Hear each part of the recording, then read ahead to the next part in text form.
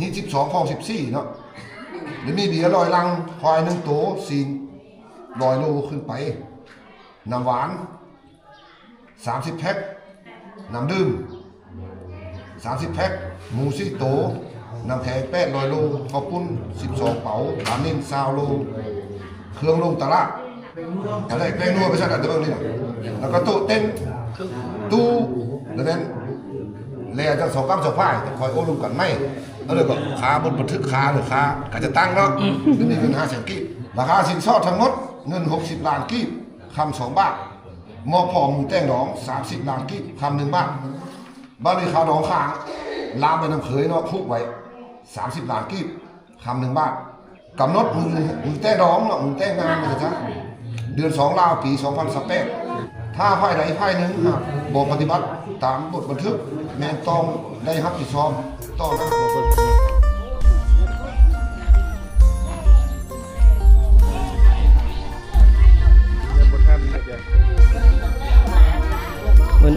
วันนี้มื้อนี้เขามาขอสาวแต่ว่าเฮาสิบ่บอกว่าผู้ใดเป็นเจ้าสาวเพราะว่าเฮายังปกปิดไว้ผู้เสื้อเหลืองนี่บ่เฮายังปกปิดไว้เด้อเอาไว้เฮามื้อดองเดี๋ยวพวกเฮาจังสิมาเฉลยว่ามาขอผู้เลอตอนนี้มาขอซื่อๆแต่บ่ท่านได้บอกว่าแม่นขอเพิ่นทีมงาน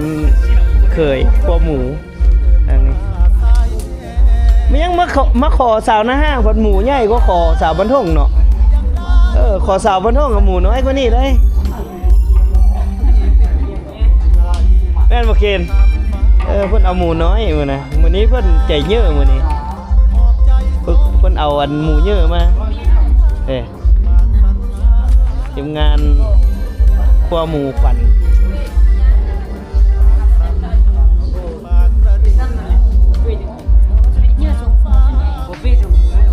ผู้สาวหน้าห้างนี่ยังหลายอยู่บ่ยังมีอยู่บ่อยู่นี่มีอยู่บ่อันคนยังเป็นผู้สาวเนี่ยเบิดแล้วมันบ่ฮะเบิดแล้วเนาะมีหลายอยู่กันเด้อเอาผัวไปหลายแล้วก็มีได้พี่น้องเอาผัวกันหลายได้ยัง20 คนอันนี้คือรุ่นใหญ่แม่นบ่รุ่นน้อยทั้ง5รุ่น14 15นี่ยังหลายแต่รุ่นอัน18ขึ้นไปแล้วยัง20คันรุ่น30แล้วเบิดแล้วรุ่น30 ปีแล้วเบิดแล้วเอาผัวเบิดละมียังลูกอันนี้ฮะป้าเครื่องสำอางอันนี้เอางามๆเพื่อสิได้เข้ากองทาปากแดงๆจะงาม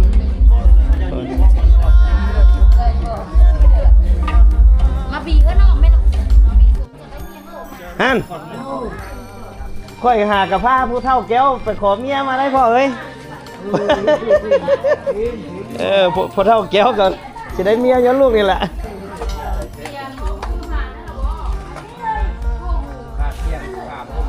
หมูฮีดพี่น้องตัวนี้ก็ได้ฮีดคลองประเพณีโอ้ฮีดวัวคลองได้บาทนี่ที่เขาแก่ลุงตาพาเข้า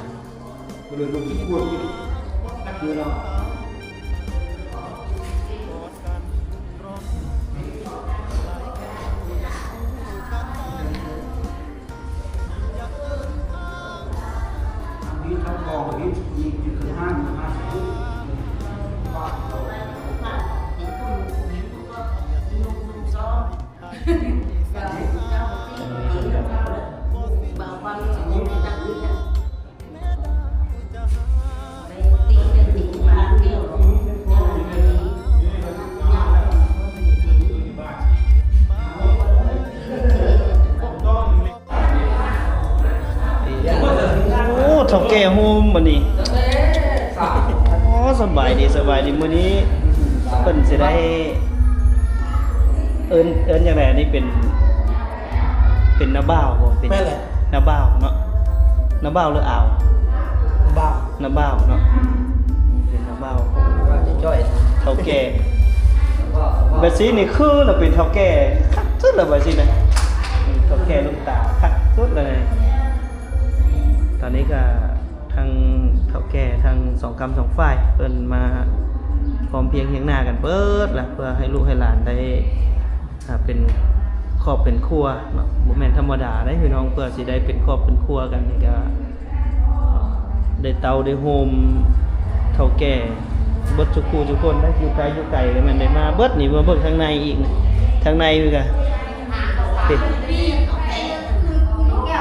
แก้วลงสมจันทร์ถุงเงินล้านตะเงินเดียว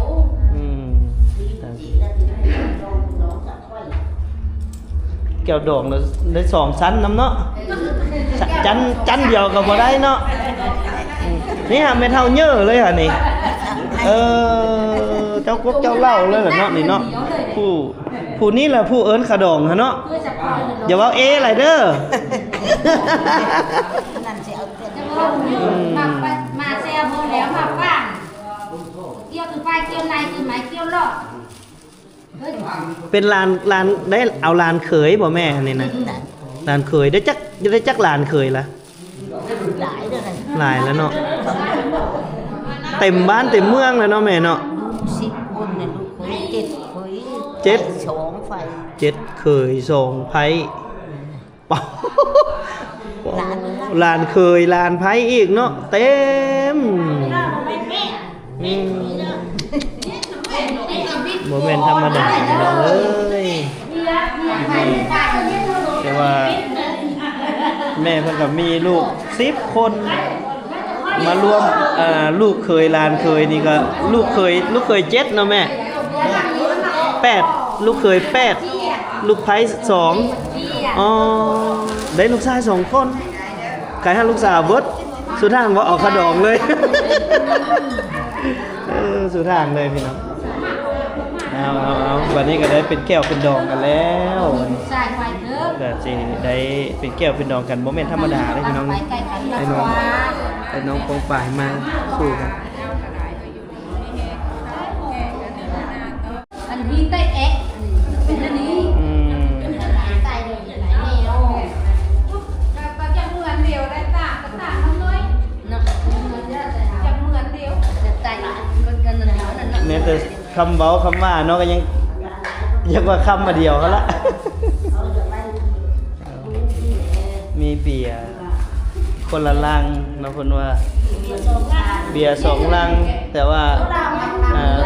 ผู้สาวลังหนึงฝ่ายเจ้าบ่าวลังหนึงเนาะทางนี้ก็เป็นฮีตเป็นคลองแบบสิไปหลายบ่อนก็สิเห็นหลายแนวพี่น้องเบิ่งเอาเพื่อเป็นคันสิว่าแล้วก็เบิ่งเอาเพื่อให้เป็นบทเรียนเป็นในการไปสู่ขอลูกสู่ขอเมียแต่ละพื้นที่แต่ละเขตก็สิแตกต่างกันเนาะผู้ใดที่สิเอาลูกเอาเมียทางพี่ก็เบิ่งฮีตเบิ่งคลองมื้อนี้แหละฮู้แล้วแหละกะเกียมมาตามนั้นเลยถ้ายังมาขอสาวนะห้างก็แม่นคือกะเกียมมาตามพวกเฮาได้บันทึกไว้ในมื้อนี้แหละคือเตรียมมาประมาณนี้แหละลื่นนี่ก็สิน้อยนึงรุดนี่ก็สิน้อยนึงประมาณนั้นแหละพี่น้อง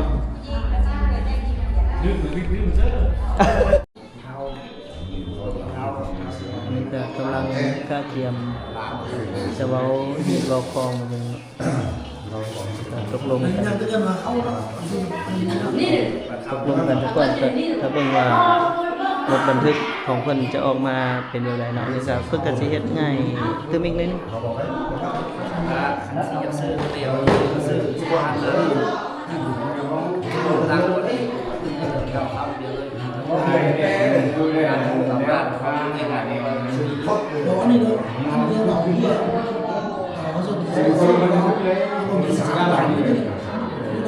กำลังปรึกษากันว่าหีบคองทางฝ่ายเจ้าสาวมีอย่างแน่นะคนก็จะมีทางเจ้าแก่ลูกสาวทางฝ่ายเจ้าสาวฮะคนจะมาปรึกษาหารือกัน แล้วก็เขียนอยู่ในบทบันทึกแล้วจะได้มาอ่านสู่ญาติพี่น้องทางฝ่ายซ้ายได้รับฟังแล้วก็จะได้รู้แล้วก็ปรึกษากันว่ามีอย่างแน่เนาะเพื่อให้เจ้าบ่าวเจ้าสาวทางเจ้าบ่าวนี่ว่าตกลงกันจังใดนี่นะสิเอาแบบใดลงรอยกันอยู่บ่ได้ถ้าเอาถึงต้องปรองดองกันแล้วก็คือตกลงเห็นดีกันตามที่ฝ่ายเจ้าสาวเสนอมาแล้วก็คือจบนั่นเองเนาะเราเบิ่งว่ามีความประเพณีขดองมีอย่างแน่อยู่อยู่บ้านนะฮะสาวนะฮะสิมีขดองอะไรเนี่ยเราติดตามมันกันไปเนาะบ่ทันเฮ็ดเราจะเว้ากันล่ะ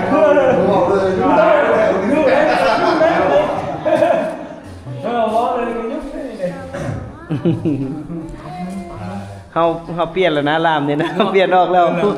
เฮาเปลี่ยนลามใหม่แล้วเขาเป็นหลังข้าวหลังคอกันแน่เอาบ่ต้อง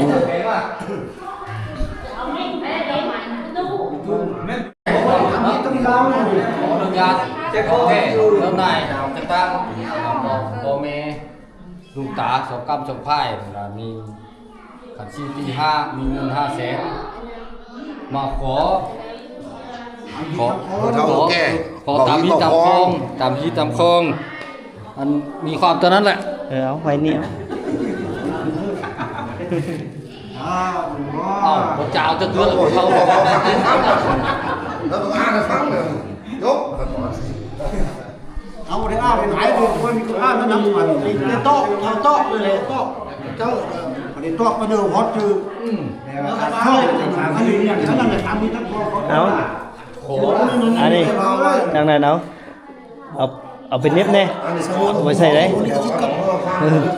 ยังสมมุติก่อนอยู่บ่นี่ยังถามพี่ถามข้องอยู่อุ้ยฮูว่าตัวโลแพงหลายก็เลยยาถึกต้องเดียวแล้วก็เอาเดียวน้อยของกายลายของไว้ไปซะบ่ถือน้ำเป็นเบาสุดหลายก็ตัวนี้ก็แพงดีเนาะซีมีเงินคำขอ500,000กิ๊บคือนี่เนาะแล้วก็มีเงินมูลมาก300,000กิ๊บเป็นหมูใหญ่30 โลขึ้นไป1ตัวเป็นหมูน้อย4ตัวรวมได้กัน5ตัวบึ๊บ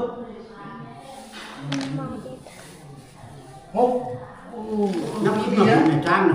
นับร้อยสามลังนับเย็นมาทีจนนับมาเป็นน้ำส้มลูกคุณน้ำ30 แพ็คน้ำนึ่ง30 แพ็คเอาคุณสอดเขาอันนี้ซาวลงมือยุ่งไปหาเจ้าเจ็ดไปเจ็ดน้ำแข็งอะไรไม่แป้ลอยดู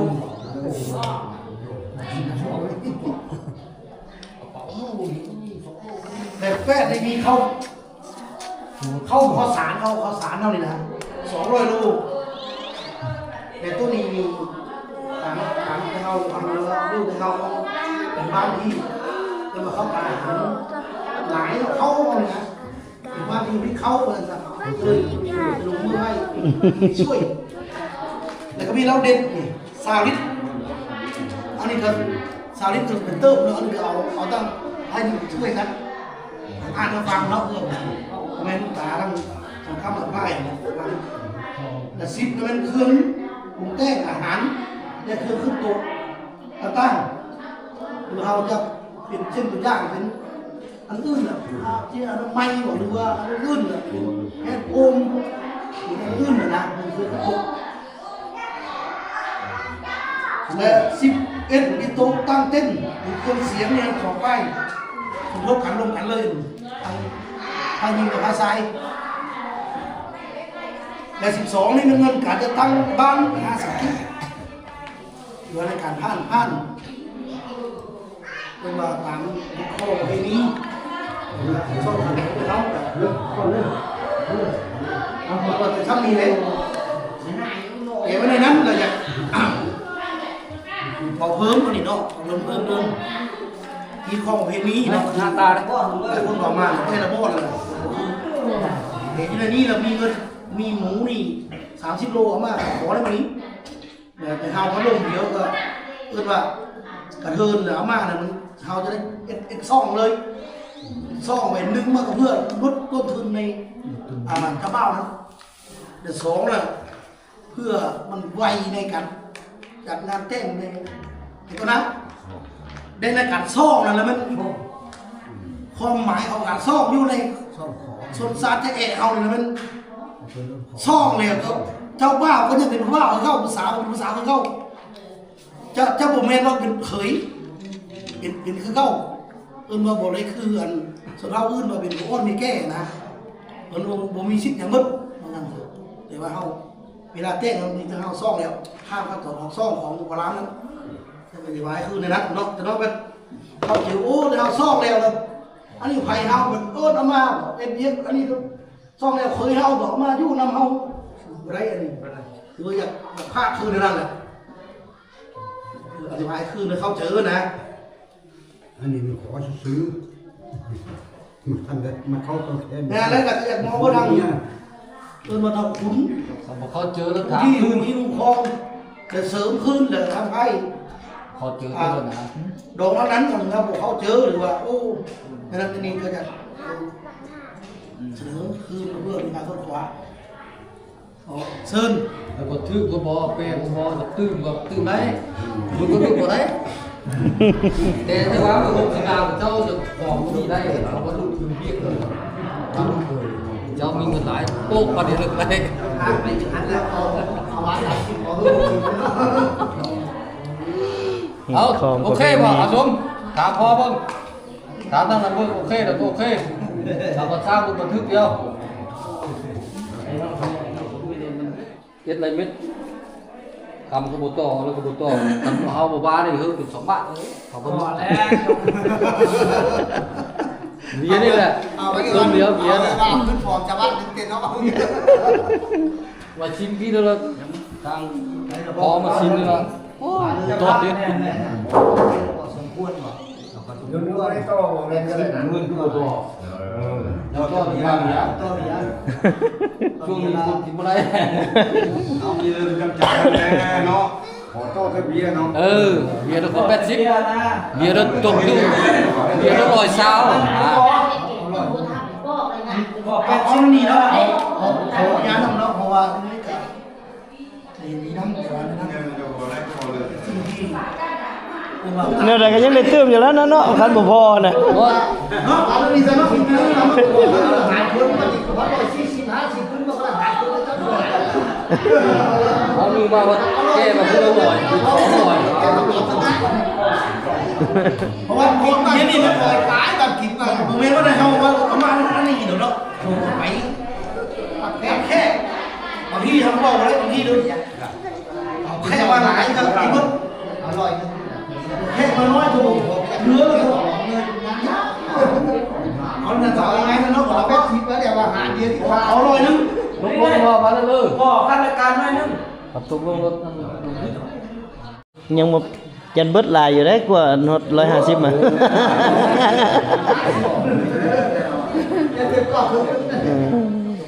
มา ตกลงว่าในนั้นน่ะคือว่านี่ เงินก็ได้เนาะร้อยเนาะ กันมัน ร้อย ถามว่า อันนู้น100เอาเป็ดชี้ สำหรับมึงมันกูสำหรับมาจุดพอกันได้บ้างเดียวพอ เฮ้ยคือคอเต้าเลยเหรอ คือค่อยรู้ว่าคิดอย่าง บรรยากาศพี่น้อง ว่าเมื่อกี้ เรื่องตัวครับอะไรเอาน่ะนะ บรรยากาศการสู่ขอทางเจ้าบ่าวเจ้าสาวเพิ่นตกลงฮีดดองเรื่องค่าดอง หาในเจ้าของเพิ่มตู้เอาเลยจะมาเอาเลยบ้านบอกเลย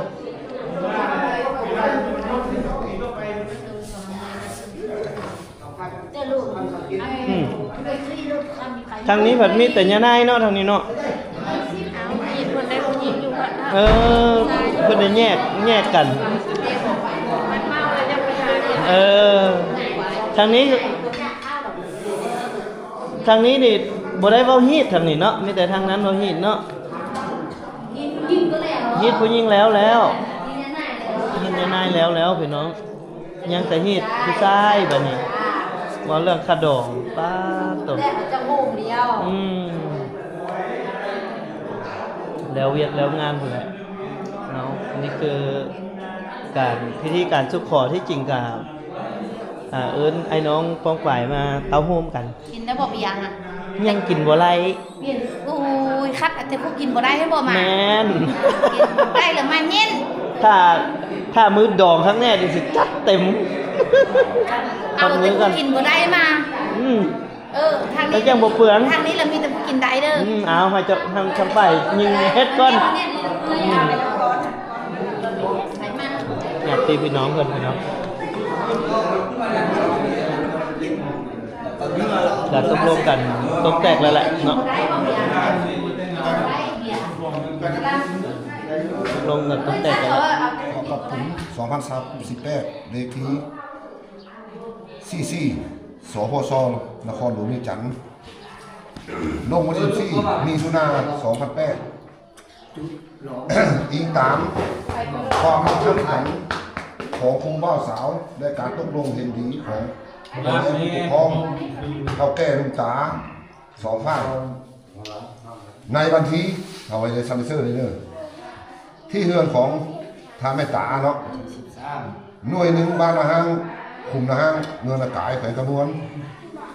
ได้มีการสู้ขอบ่าวสาวเพื่อเอาเป็นผัวเมียตามฮิตคองประเพณีดังนี้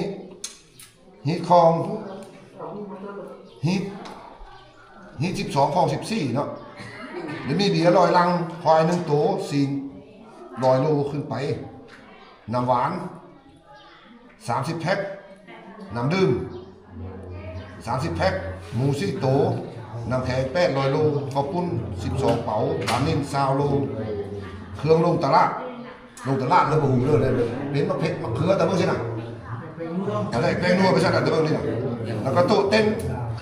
ตู้แล้วนั้นแลจัง2กำ2พายคอยโอ้ลุมกันไหมสิเอาน้อยบ่หรือบ่เอาตู้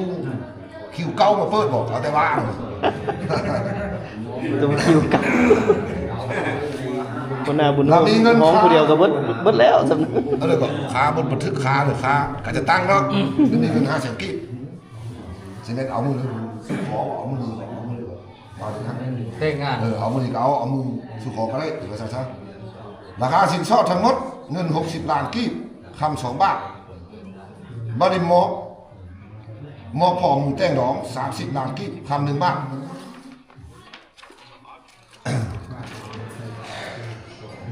บ้านในขาวหนองขาง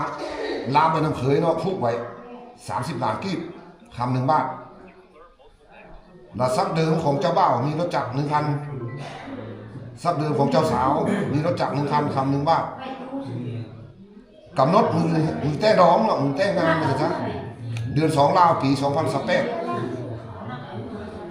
เพื่อเฮ็ดให้การสู้ขอตกลงกันทางถึงได้รับการจัดตั้งปฏิบัติทาง2 ฝ่ายมีข้อผูกพันกันดังนี้ถ้าฝ่ายใดฝ่ายหนึ่งบ่ปฏิบัติตามบทบันทึกที่ได้ตกลงกันนี้แม้ต้องได้รับผิดชอบต่อหน้ากฎหมายว่าโดยครอบครัวเกี่ยวกับการทดแทนความเสียหายเนื่องจากบ่ปฏิบัติตามการสู้ขอบทบันทึกฉบับนี้อ่านสองหน้าพี่น้องทาง2 กำ 2 ฝ่ายและเห็นว่าถูกต้องครบถ้วนตามการปรึกษาหารือตกลงกันสนันจริงฟอมกันลงลายเซ็นไว้เป็นหลักฐานแล้วนี่คือนั่นบอกคักนะเลยพอเลยก็แกะตื่นได้ เอาเซินป้ายทราย แล้วมีเงินเดี๋ยวจะมากินเงิน ได้แล้วเนาะสิได้ขอลายเซ็นได้แล้วเนาะ นี่อยากเพิ่มนาฬิกาอันนี้อยู่ในนั้นเลยอันอยู่นี่เลยโต๊ะจะเอาออกจากอันนี้เลยตัวเท่าตัวพร้อมเนาะนึงแหละหมูตัวใหญ่3 โลนะแล้วตัดออกเนี่ยเรากินแล้ว4 โต๊ะ พื้นที่ กินมื้อนี้นะ 2 เลยข้าวสารนี่นะครับก็ตัดออกเพราะว่าที่เฮอทางนี้ช่วยเด็กแต่สาวเราเด็ดเนาะเราเด็ดก็ แต่เราตัดออกเพราะว่าให้ตรงนี้ช่วย mà em làm ngài đi cần chui đã ทางนี้มีหน้าหลาย เงินตลาดนี่เนาะ Tiền lái เงินลงตลาดนี่เป็นเงินที่ว่าเป็นที่มันเป็นเกิดเต้นนัวแหละมันเต้นอาหารนั่นแหละ Pháp rồi chứ แต่เขารู้ว่าจะเห็นย่อยมันหลายเลยจงว่างน้อยแต่อีกอย่างจะถามมันทำเงินแม่เจ้าสาวแกอยู่บอก Ní đây เพราะว่าทางครูบาสาวเจ้าเอาเรื่องปันทางนั้นปันปันลูกนะ สองพันแม่สี่จะไม่ได้ เห็นนี้แล้วบอกว่าเรามาสเปกหรือว่า ขาดก็ได้ เพราะว่า ว่า เขา เขา ขาย ขาย เขาเจ้าเป็นขาดเขาขาย มันจะเป็นน้ำระบบ มันเรื่องของที่ข้าวเขาอย่างนี้เขาแก้ถามว่าสองจะเป็นเขาเขาเลยคือว่าแก้ถามนี่เลยเจ้าเลยหรือว่าทางในห้องเรื่องบอกครับทางการตั้งกันเจ้าเปี้ยน ถือว่าการสู้คอถือว่าจบเลยนะพี่น้องเนาะก็ต่อไปนี้ก็มีแต่พาเข้าพาน้ำที่ตอนรับทางไอ้น้องทั้งสองฝ่ายเนาะก็สิมีแต่กินข้าวสามัคคีกันก็ว่าเรื่องการสู้ขอหรือว่าเฮ็ดฮีดนี่ก็มันก็บ่มีอีหยังยากหรอกพี่น้องขอเพียงแต่ว่าเฮาตกลงปลงใจกันได้ระหว่างสองกรรมสองฝ่ายเนาะคือผู้เป็นฝ่ายสาวก็คิดเห็นความเหมาะสมของฝ่ายเจ้าบ่าวฝ่ายเจ้าบ่าวก็คิดเห็นมกเห็นใจของฝ่ายเจ้าสาวว่าสิมันก็ตกลงกันได้อยู่ระหว่างกลางแล้วก็ถือว่าสำเร็จเนาะก็ฮอดมือแต่งมือหยังแล้วก็พร้อมพากันเฮ็ดตัวใดมันบ่พอหรือว่าจังใดก็พร้อมพากันตกลงกันช่วยกันจัดงานให้มันสำเร็จให้มันลุล่วงเพื่อให้สองผัวเมียเขาเจ้าได้สร้างลูกปุ๊กขึ้นแล้วก็สร้างสะดวกสบายนะพี่น้องเนาะไปมาสะดวกสบายกำลังแต่งผ้าข้าวผ้าน้ำวันนี้ก็มีแต่ผ้าข้าวผ้าน้ำแล้ววันนี้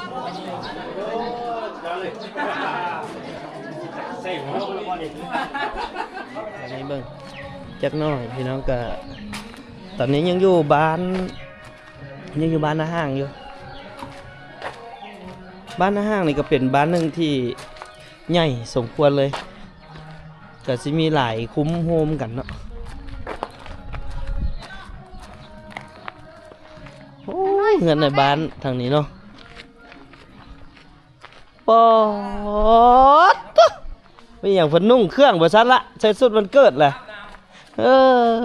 ของบ้านนี่ เฮ็ดให้หอมๆแน่ล่ะบ้านใหญ่เลย ขนา เนาะ ดบ่หอมก็ยังอึดได้สุด เนาะบ่เว้าแล้วแนว ผู้บ่าวเนาะสบายดี ใส่ดิ โอ้รู้จักไอ้เจียนคำบ่ จัก ฮ่านกันนั้นน่ะบ่ FC ตัวน้อย คนดังเนาะอันนี้บ่เฮือนฮะ ย่างไปทางนี้นะ เพราะว่าอันนี้เฮือนเฒ่าแก่บุญโฮมบ่ แม่นแต่ว่าเขาเฮ็ดเฮือนให้เราตั้งหัก เราเต้าแล้วอยู่ย่างมาเฮ็ดเฮือนตั้งหัก มา สบายดีอยู่แล้ว มาเยี่ยมใส่เพิ่นอยู่พี่โอ้เบิ่งอะพี่น้อง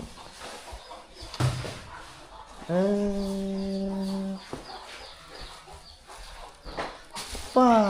ตนอายุเพิ่นจักปีเลยดอก จักปีแล้วชื่อจะบอกปลายแกนเอาเลยบ่แม่นเลยเลยเจ้ามาเลยปลาย เราก็จะบ่ชื่ออายุตัวเองล่ะ อันชื่อจะบอกนี่อีดอกอันนี้ดอก 112 ปี ไปมาตลอดจะหาก็เห็นเท่าเดียวว่าไว้ โยเท่าแล้วก็ลืมแล้วเนาะกินก็ว่าบ่ได้กินแล้วสำนี้แหละ ก็บ่บอกเพราะว่ามันคิดหลายก็บ่บอกเมื่อใดใจดีก็บอกเมื่อใดได้กินเบียร์น้อยนึงก็ดีใจบอก อู้ บ่เท่าค่ะพี่บ่เท่า 112 ปี บ่เท่าอันแม่เท่านี่จักปีแล้วแม่เท่านี่ โอ้โห โอ้โห อันนี้คอยมัน75หรอ คือพ่อน่ะเป็นลูกกกบ่ แม่น่ะ ผู้ที่สอง โอ้นลูกผู้ที่สองอีก ผู้ที่สองเนาะตอนชื่อเจ้า คือจะชื่อคนตู่ชื่อแล้วเบามา ก็สิมุ่ง100นี่แหละก็ กันนั่นก็ได้ นู่นเลยนี่ เพราะว่าเฮามาสังเกตเบิ่งลูกกกนี่ก็สิประมาณ80ได้บ่ ถ้าเป็นลูกกบเพิ่น เอาจากขึ้นเถอะ เลย อายอีพ่อหั่นนะอายอีพ่อหั่นประมาณจักปีผู้กกลูกเราผู้กก กูเคยแล้วทีนี้ตายขึ้น อีพ่อเราจักปีก็ ก็เลย 70ตัวละ ช่วง75 อันนั้นก็สิโมง76เนาะผู้หญิงในช่วงนั้นก็บ่ต่ำกว่า20แล้วเอาผัวซาไป คันบ้านเรื่อง สาวฝ่ายเนาะ บ้านนาห้างเนี่ยเราเนี่ยเป็นผู้ตัง เลยจะให้ เราเนี่ยเป็นผู้ตังบ้านนาห้าง เอาเจ้ากกเจ้าเล่า เจ้าเนี่ยมาตั้งก่อนนะบ้านนาห้างนะแล้วเจ้าเรามีลูกจะคน แม่เฒ่าซื้อเนาะลูก 6 คน 6 คน คนบ่ แม่เฒ่าโน โน โน โนหมู ฮะแล้วเจ้าเราชื่อแนวใด มาเห็นมีเฮือนมีชายนอนอยู่กับเรานี่อ่ะ นอนอยู่ตารางเงียรังเราเขา เราเอ็ดกี่ละคนเอาเข้าไว้ฮะเนี่ยจะไปนอนตารางนี่ฮะ นอนตารางเงียนอนตารางเรา แล้วจะเช้ามาหมางเฮือนมาหมางเฮือนวันอยู่ อยู่บ้านนาตาล ที่อาจารย์ แล้วเรามาเฮ็ดอันเฮือนอยู่บ้านนาห้างนี่นาเนาะนาห้าง คันเอาผัวเอาพื้นว่าคันคนยุคนั้นเอาผัวประมาณ25นี่ก็สิฮอด100ประมาณ100 ปี ประมาณ100 ปีบ่เจ้าอ่ะ นี่หัวเจ้า ย่าน โด หอย ด ที่บุรุษเลย โอ้น้อยคนนะที่เห็นอายุฮอด100ว่าสินะยากแฮงในยุคปัจจุบันนี้ อยู่นี่เราบ่ฮ้อนแล้วบ่แม่เฒ่าอยู่นี่บ่ฮ้อนแล้วบ่ซ้ำอยู่ถึงเฮือนล่ะ เพิ่นอยู่ยากเนาะอยู่ อยู่ เพิ่ วัน น นี้ เนาะ เย็นบ่ ไทย จะมาอยู่นี่ ไข่เนาะ ไม่ อ เศร้า ยู่ห้องน้ำก็เก้อแล้วเท่าข้างไปบ่นี่ โน แล้วขาดกระดูก แล้วจะขี้ ขาด แบบ ก็ นี้ อาบอยู่ฮัน อาบก็อาบอยู่ห้องน้ำหั่นใกล้แล้วไข่แล้วเนาะดีๆเย็นแล้วเนาะอันนี้เสี่ยวมันนี่เสี่ยวมันเสี่ยว เสี่ยวเดียวกับ เทีย เข็ น น มั มัน นลูกขอบเข็นมันนั่น บ้านในหลังลาบ่มีเสี่ยวลูกลาวเสี่ยวมัน ชื่อลูกโบกิมันคนเลยเลย หันขาวอันนี้น่ะ เสียง เตียง ค่ำ คำ นักข้าว นักข้าว นักข้าวอันนี้น่ะเตียงคำ ลูกเด็กเลย หายเราที่ฝั่งนี้มีเจ้าของไปช่วยแต่ฝั่งนี้เขางานนี่มาช่วยเจ้าเนี่ยเท่านี้หลายช่วยปีอยู่ดูนี่เลยมาเป็นมาทำเจ้าเจ้าแก่มาเป็นนาปีเมื่อหนึ่งมีเจ้าแก่มันมีปีนั้นถ้าเสือติดนาไข่ถ้าเสือเด้อ มัน เดี๋ยว ยื เก็ น บ ซ้ำไม่ ให้ เท่า จับเทือให้อย่าเมาเหล้าอ่ะ อายุมันคนยืนซ้ำไม่เท่าเนี่ยก็สักทุกแล้วโอ้ย เราอยากอ่านอย่างใกล้คือ ลูกคนเราโหดูร้านเราร้านกินได้ไข่ อย่าได้ไข่เป็ดนั่งหรือผักไม้เดิมไข่เป็ดบ่ ไอ้ไข่ที่บริสุทธิ์ ได้ไข่เป็ดก็มี ดักกินโอ้อยากแก้อยากได้อะไร มันก็คือเบานาค่ะเบานาท ว่าแนวกัน ำบ่คือเลยแม่น เดี๋ยวก่อนตอนเรายังหน้ายังเค้กอยู่มันก็จะคือบ่น่ะอะไรกัน มันบ่คืออันนี้ลูกค่อยอันนี้ลูกไปคำสมลูกเคยคำสม เอานั่นเด้อลูกหลานไปก่อนเด้อแม่เด้ออันเอง อันนี้หลานเสี่ยวเจ้า ใคร มาเชี่ยว เอาแก่มา ตัวเดียวเมียเดียว ขายอะไรไง โด เอา ย ลงมาการยาบุกขึ้นวันยืนวันยืนเด้อ เอาใบหัวให้แน่นะห้างบ่นี่สบายดีนะนี่เป็นบ่สบายดีมาสัมภาษณ์แต่ละคนเด้อเริ่มจากคนนี้ก่อนซื้อหยัง สกุล เฮียนในห้องใด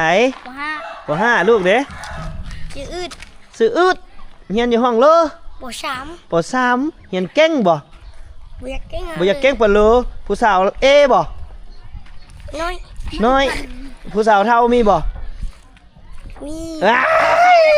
ายมาซื้อหยังลูก ชื่อหอย ซื้อหอยเฮียนน้องไหนลูก คำบอกฮะ ป .5 แล้วเอาบอกอายเด้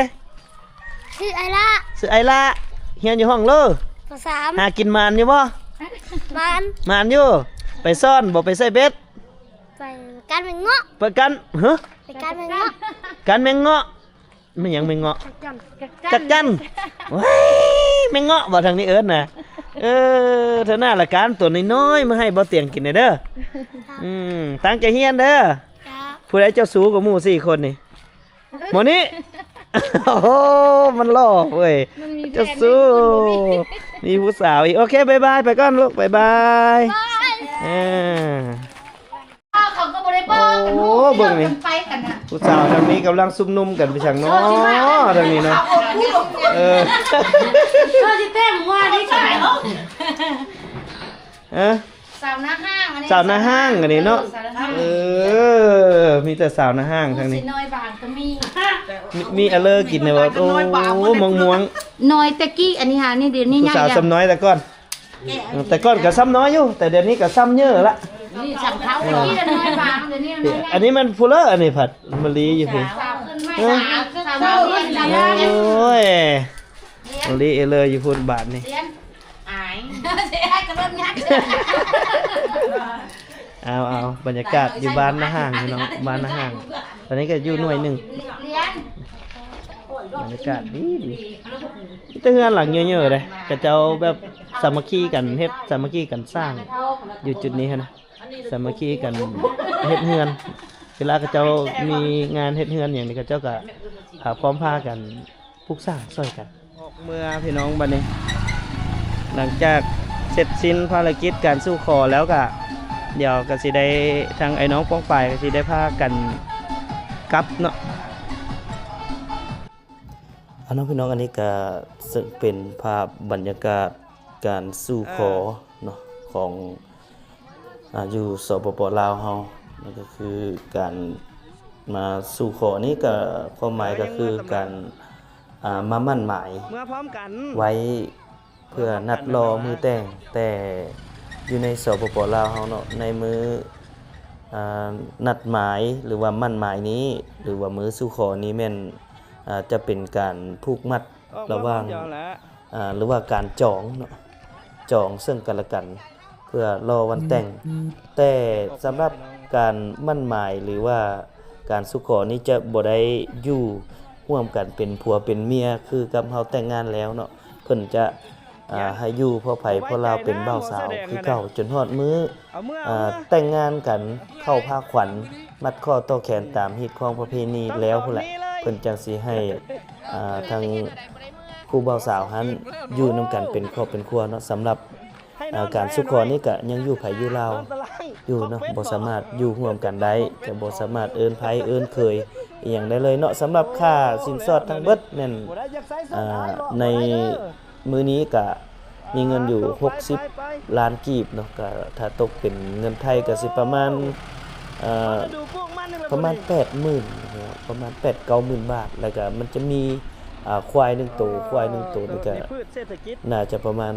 20,000 บาทแล้วก็ยังมีคำอีกเนาะคำอีก2บาทแต่ว่าติดค้างไว้เนาะคำอีก2บาท2บาทนี่ก็โอ้หลายแสนกว่าบาทเนาะพี่น้องเนาะแล้วก็ยังมีค่าโต๊ะเต้นตั้งค่าใช้จ่ายอื่นๆที่ว่าตอนรับแขกอันนี้ก็คือทางเจ้าบ่าวเจ้าสาวอาจจะได้ใช้จ่ายร่วมกันถ้ามื้อล้านมื้อ100 ล้านกีบไปสิก็หารกันคนละครึ่งประมาณนั้นเนาะพี่น้องเอาอันนี้ก็ถือว่าในการคาดค่าดองของสาวลาวเฮาก็บ่หมายความว่าคาด60 ล้านแล้วก็สิได้จ่ายมื้อไปสินะก็สามารถตกลงกันได้ว่าจ่ายสดในมื้อแต่งงานเท่าใดเนาะคือในงานนี้ก็จ่ายสดในมื้อแต่งงานแม่นครึ่งนึง30 ล้าน